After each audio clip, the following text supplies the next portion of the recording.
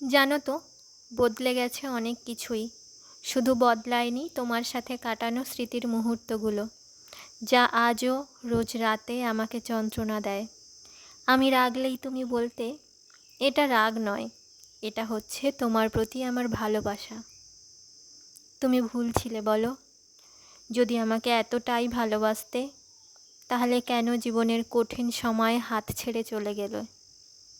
আমি জানি তোমার কাছে কোনো উত্তরই নেই, আর আমি তোমার কাছে কোনো উত্তর চাইও না। আমি সব সময় চেয়েছি তুমি ভালো থাকো তোমার প্রিয়জনকে নিয়ে, আর আমি না হয় আমার প্রিয়জনকে উৎসর্গ করে দিলাম তোমার প্রিয়জনের জন্য। আমার একটাই মিনতি তোমার কাছে, এমন কোনো গল্প শুরু করো না তার সাথে যার শেষ তুমি করতে না পারো। ভালো থেকো তুমি। ইতি, তোমার প্রাক্তন। ছেড়ে তো গিয়েছই বলো, তবে এখনও এই ভুল ধারণায় বেঁচে থেকো না যে এখনও তোমায় আমি বোকার মতো ভালোবাসি। ভীষণভাবে ঘৃণা জন্মে গেছে কথাটার উপর। আর এই জন্যেই তো তোমার থেকে রূপে, গুণে, চরিত্রে, ব্যবহারে হাজার গুণ ভালো কাউকে নিজের করে পাওয়ার সুযোগ থাকার পরেও না গ্রহণ করতে পারি না, আর ইচ্ছেই হয় না। তাই সব প্রস্তাবের উত্তর না দিয়েছি। বন্ধুদের সাথে না দিব্যি অনেক ভালো আছি। মুখ খোলার আগেই তারা বুঝে যায়। রাগ করলে সরি বলতে হয় না, বলে বাড়ি এসে মারবো কিন্তু। না আছে এদেরকে আরও কাছে পাওয়ার লোভ, না আছে এদেরকে হারিয়ে ফেলার ভয়, শুধু আছে ভরসা আর ভরসা। এখন না বুঝি আর আফসোস হয়। আবেগে বন্ধুদের আড্ডা ছেড়ে ভুল জায়গায় সময় দিয়েছিলাম। ভাবতেই অবাক লাগে কতটা বোকা ছিলাম আমি। ভেবো না তোমাকে আমি ভুলে গিয়েছি, সহজে ভোলার পাত্র আমি না।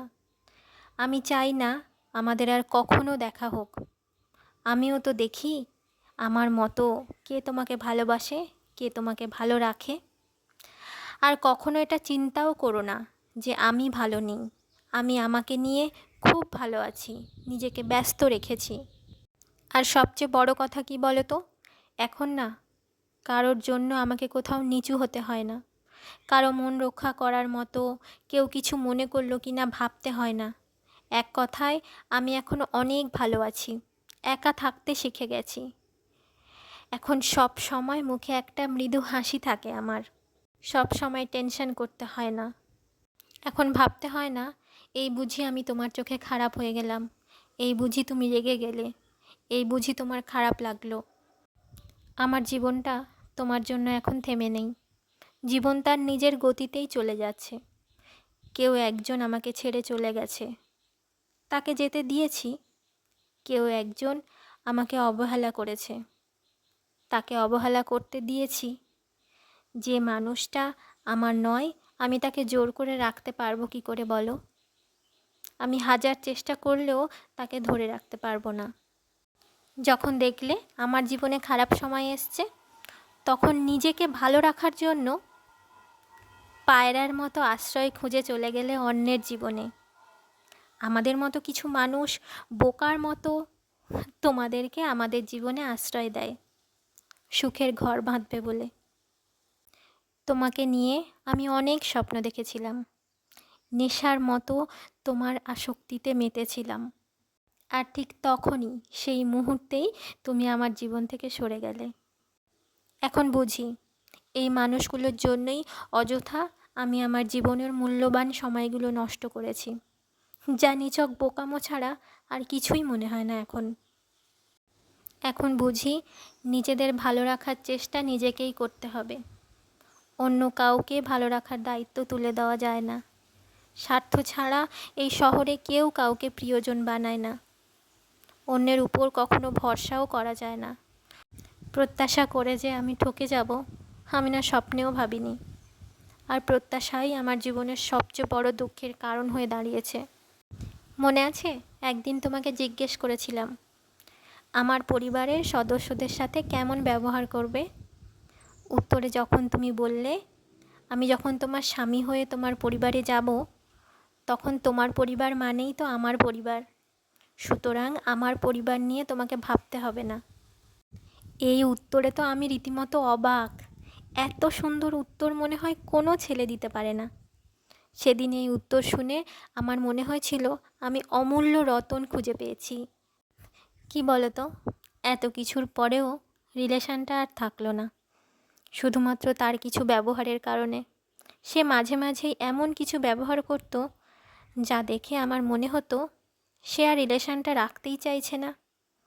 হয়তো আমার ধারণাটা ভুল ছিল, আবার হয়তো আমার ধারণাটাই ঠিক। অনেকগুলো দিন তো পেরিয়ে গেছে, তাও তোমার কথা ভেবেই এতগুলো কথা বললাম। জানি তুমি আর জানতেও পারবে না আমি কোথায় আছি, কিভাবে আছি, কেমন আছি। আমার জীবনেও নতুন মানুষ এসছে। সে আমাকে সম্মান করে, সময় দেয়, ভালোবাসে। কিন্তু এত সুখের পরেও না, পুরনো অসুখটা কিছুতেই ভুলতে পারি না। সব সময় খোঁচা দেয়। অনেক দিন জেদ নিয়ে বসেছিলাম, কিন্তু বাবা মার উপর আর বোঝা হতে চাইনি। তাদেরকে একটু নিশ্চিন্ত করতে চেয়েছি, তাই জন্য অন্য কাউকে সুযোগ করে দিয়েছি।